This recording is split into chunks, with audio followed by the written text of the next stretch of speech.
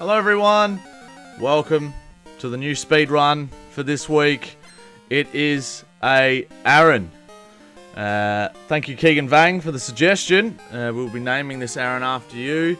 First little bit of housekeeping. The first thing we had to do was make sure that he had the rock head ability, because otherwise this run was virtually going to be impossible. Having a 4 times weakness to fighting, a 4 times weakness to ground, as you'll see in the rest of this run, is extremely challenging, especially in Kanto, because in the final badge is a ground gym and the Elite Four has a fighting type member, so it was an extremely hard challenge to do, and you'll see the results very shortly. As you can see, the fight with Brock actually goes pretty well. We just basically mud slap Onyx and Geodude into submission as much as we can, and then they can't really hit us from there. So. And we learned Headbutt pretty early on too. If we'd actually leveled up one more level to level 13, we would have had Metal Claw, which would have been really handy. But still having Mud Slap made such a difference just in the fact that they couldn't touch us. So we actually got off to a fairly decent run at the beginning of the game. As you'll see here, we get to level 13 and we get Metal Claw. And it's after a total... Oh, we also teach Rock Tomb straight away, so that we've got a decent set of moves. 57 minutes is gone. We work our way through Mount Moon, no dramas at all. We fight the rival straight away to try and get some experience. I'm going to leave Misty for a fair while and go and do the rest of the SSN stuff as well, because Misty is a water type and Starmie has Water Pulse, which is quite a decent move, especially with the confusion side of it. So we lose the first battle to the rival and then lose the second battle to the rival as well, which was quite frustrating. As you can see, we're not really in any good stead straight away, but we managed to win the third one. Third time's a charm. And as you can see, I'm going to give Misty a quick go here, but we are nowhere near ready to take her on at level 25. We're still slower and we can't hit hard enough, which makes life extremely difficult. As you can see, Staryu, just with his Water Pulse, does half our health, and Starmie easily finishes us off. So we battle literally every single trainer, and that's one thing in this run that you guys won't see, but there are times in this run where I have to go around and fight every single trainer to get as much experience as I can, because ARON is actually a slow leveling up Pokemon. So we beat the whole SSN, we get 6 levels higher and come back, and we still lose. We try again. And we still lose. So this is basically a quick run through of how many times we actually have to try and give it a go. As you can see, we're kind of leveling up as we go against each Staryu, but I got no one else to fight, and the only other thing I could do would be to fight wild Pokemon, but that's just not worth our time. So we finally beat Misty after about 5 or 6 attempts, and I actually make the mistake this time of taking on Surge, not at full health. Even though we were missing, I think it was about 5 or 6 HP, it still made all the difference, and we ended up losing the first one. I tried to heal him up, Shockwave was just doing too much. Our special defense is not really that good. Our main stat is our defense and our attack, and we have a mild nature, so that actually helps our special attack, which is really not good to us at all. I caught a couple of Meowths to try and get some rare candies along the way, because I forgot that they had the pickup ability. So I might do that in some runs from now going forward, but we'll see how we go. So after about 5.5 hours, we're at Erica. We're already well behind, as you guys can already tell. But we do pick up Aerial Ace at the spot just before the Rock Tunnel, and it's actually a really handy move that we hang on to for the rest of the game. It helps us get rid of Grass-type Pokemon relatively swiftly. It helps us hit Ghost-type Pokemon if needed. It also helps against fighting types, so I'm going to hang on to it for the rest of the game. Right, we're at Giovanni, and we take him on at level 44, so we actually quite highly leveled for this part of the game. And for a nice change, we learn Double Edge too, so that's a great move to have. 120 base power attack with full accuracy, 100% accuracy, which is just elite. We take on our rival in the Lavender Tower, and yeah, being 20 levels higher is quite the advantage, so we basically destroy his whole team, which is nice. But as you guys will see later on in the run, it's not the case. We get through that, we try and throw Koga off his game. But we actually do pretty well because he can't poison us because we're part steel. So that takes out the majority of his game plan, and he just tries to lower our accuracy the whole time. Having Aerial Ace also helps because we can hit his Pokemon no matter what. One-shotting Muck was amazing. And then, yeah, just Aerial Acing our way through the rest of Koga's team and double-edging. Big fat boy Weezing. If you want to see a Weezing or a Muck run, let me know. I'm actually kind of keen on doing one of those, which should be good. So that might be something that I'll consider doing in the future, or one that I might do just for myself. Because I think the Muck or Weezing would be a fun run to do. Anyways, we move on to the rival battle, and Feather Dance is the worst possible thing for Pidgeotto or Pidgeot to use against us because our attack is just absolutely destroyed.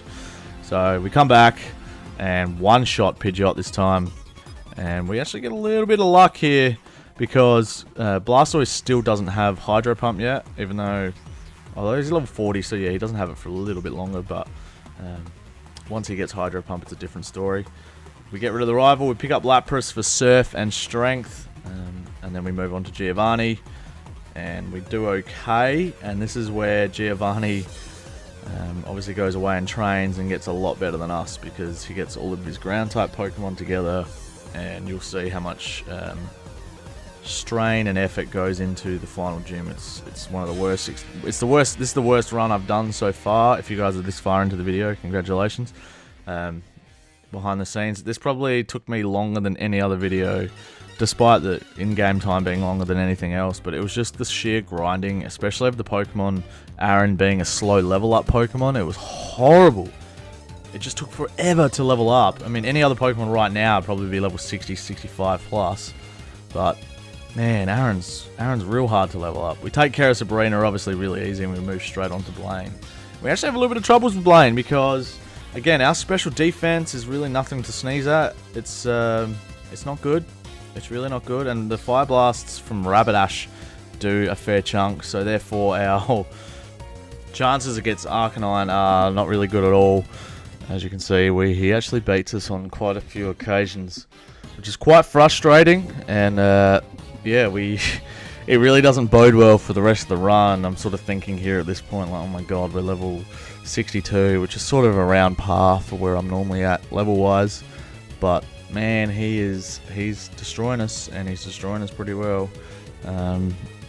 But we, after a few losses, we come back, and we actually, I think he misses a Fire Blast. So we had half health from Rapidash, and he missed, and then this is where the real grind begins because the ground type, as you'll see here, Dugtrio almost one-shots us at level 64, and then Nidoqueen finishes us off. We come back at 65, and it's literally no different. Dugtrio just does the damage, and Nidoqueen picks the bones, and this continues for hours. As you can see, I've done 2 hours of training to get to level 74. I haven't used any rare candies. I went around and fought every single gym member, every single trainer, sorry, and gym member around the map, and leveled up to level 74, and we still are getting annihilated. Now this vision is quite quick, but it's sped up so that you guys can see the grind that I'm actually putting in, and this is where we actually get a bit of luck.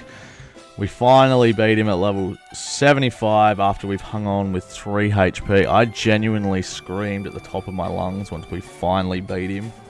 And I was going to use Earthquake on ARON, but I decided to hold off for the Elite Four. I wanted to see how I was going to fare. There's no one in the Elite Four that Earthquake is really going to work on except for Arbok and maybe Rhydon. That's it. They're the only 2 Pokemon that it's super effective, and the 2 Onyxes as well. But I've got Iron Tail, which is Stab, whereas Earthquake isn't, so I'm not going to get that extra boost to the attack. So we're level 85, and you can see that we do a bit of damage, but we just don't do enough. We get to Bruno full of health at level 85, and then you'll see the problem we've also got here is that both Onyxes have Earthquake, which is 4 times super effective, and the rest of his Pokemon are fighting type, and Machamp one-shots us. So I'm seriously, you guys, this is all cut short so you guys can all see it quickly, but I trained for so long to get to level 91. Even using speed up in the emulator, it took me about an hour and a half to train 6 levels. Like, it was disgusting. This was worse than the Squirtle and the Dunsparce run. Just being weak to the first one and the second one was just awful. So as you'll see here, we actually have a fairly decent run with Blaine. Blaine was probably the only one I wasn't worried about because we had Rock Slide, which was super effective against 3 of his 5 Pokemon. And we could just, like, double edge his Dragonairs, which really weren't a drama at all. And being resistant to Dragon is also helpful as well. So I had 3 rare candies left, bumped up to level 95, which is our highest Pokemon required to beat the game so far. We take care of Rhydon. We get a Rock Slide on Blastoise. He actually goes for Rain Dance, which is pretty dumb. And we kill him, which was great. It was a real concern of mine that he was going to use Hydro Pump and absolutely annihilate us. As you'll see here with Arcanine, we knock him out. We go for Aerial Ace on Exeggutor, and then I heal up because I was too paranoid. I thought, oh, if he crits me, I'm going to lose, and I'm not going all the way back to the start. A Psychic from Alakazam actually drops our special defense, and you won't believe it, we didn't kill him 1 hit. So I was like, oh my god. But luckily we resist Psychic type attacks, we win. We are level 95, and we beat the Elite Four. Just wait till you guys see the time that it took to beat this game with a single ARON. Here's our Elite Four Hall of Famer, and it took 14 hours and 24 minutes. That is almost 3 hours longer than what it took previously. Peace! Hey, thank you so much for watching. If you enjoyed, please make sure you like and subscribe to the channel. Leave me a comment of a Pokemon you want to see me do in a speed run. Hopefully you enjoyed. This was brutal. This was really one that I enjoyed early on, and then really found out that I wasn't enjoying it at the end. The grind session was brutal. I mean, I got to watch a lot of YouTube videos and chill out, which was nice, but hey. So, I don't have any suggestions this week, so I'm going to go for one of my own. I'm going to go through some typings that I haven't done yet. I have not done a grass type. So, I'm going to go, and I haven't done many Gen 3, I've only done Sharpedo. So, I'm going to go with a Shroomish / Breloom, and we're going to see if we can break the record. I don't know how we're going to go, but I feel like a grass fighting type's kind of a nice combo.